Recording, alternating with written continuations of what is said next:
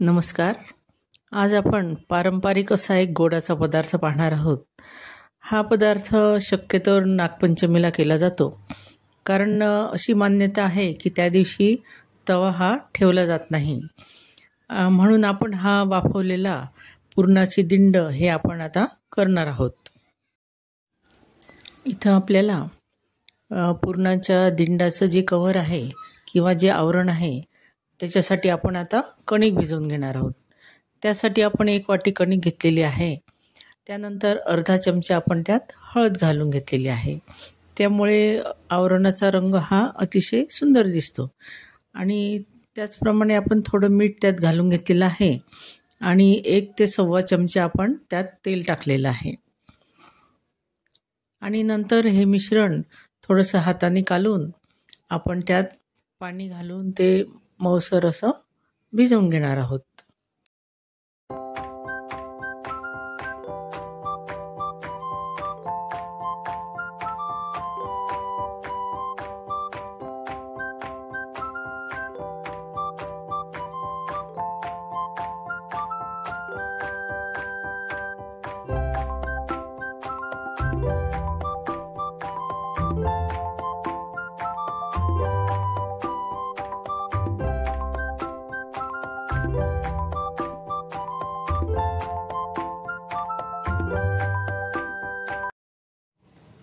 अगदी छान मऊसर आपली कणिक अशी भिजवून तयार आहे.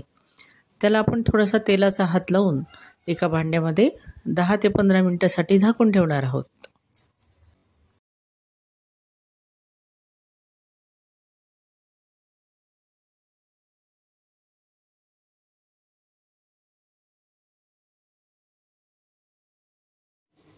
एका बाजूला आपण आता एका मोठ्या पातेल्यामध्ये पाणी घातलेलं आहे आणि ते झाकण लावून आपण उकळत ठेवणार आहोत.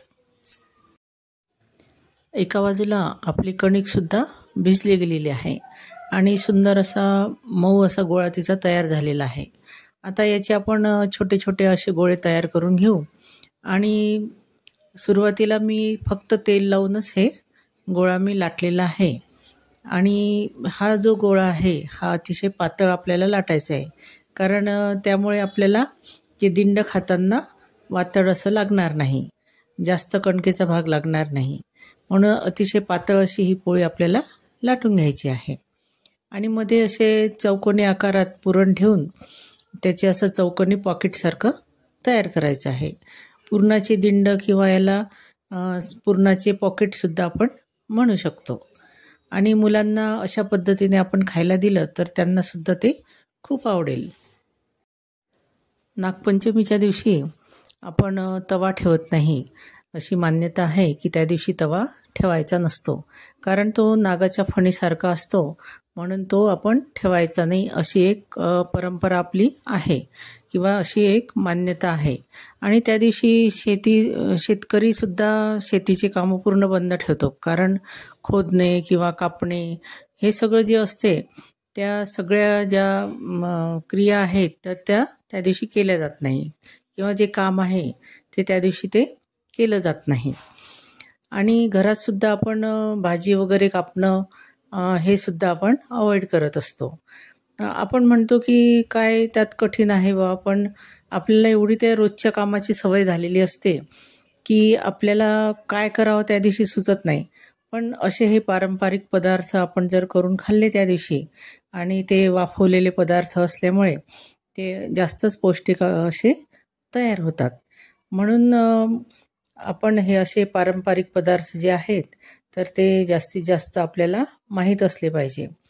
आता या ठिकाणी मी जो गोळा होता कणकेचा त्याला कणिक लावून आता लाटून घेतला आहे. तर ते अगदी भरभर असं लाटलं जात आहे. त्यामुळे मी सगळेच दिंड जे आहेत तर ते कणिक लावूनच लाटलेले आहेत. आणि त्यात आता मी पुरण भरून त्याचं एक छान पॉकेट तयार करणार आहे. आणि आपले हे असे दिंड तयार झाले की आपण ते तिकडे पाण्याला वाफ आली असेल तर त्या पाण्यावर आपण एक जाळी ठेवणार आहोत. आणि त्या जाळीला छान असा तेलाचा हात आपल्याला लावून घ्यायचा आहे की जेणेकरून हे दिंड जे आहेत आपले तर हे खाली चिकटणार नाही. आणि आपण आता इथं पाहू शकता की दणदणीत अशी वाफ ही आलेली आहे. जाळीला आपण तेलाचा हात लावलेला आहे आणि आपण ती आता त्या पातेल्यावर ठेवणार आहोत आणि बरोबर व्यवस्थित अरेंज करून हे दिंड आपण त्याच्यावर ठेवायचे आहे आणि झाकण लावून अगदी 10 ते 15 मिनटामध्ये 10 किंवा 12 मिनटात अगदी आपले दिंड वाफवून तयार होतात आणि ते काढल्यानंतर त्यावर छान साजूक तूप टाकायचं आणि खायचं. खूप सुंदर अशी चव याला येते. आणि माझी अशी ही रेसिपी तुम्हाला आवडली असेल तर लाईक करा, शेअर करा आणि कमेंट करायला विसरू नका. तसंच माझ्या चॅनलला सबस्क्राईब करा. धन्यवाद.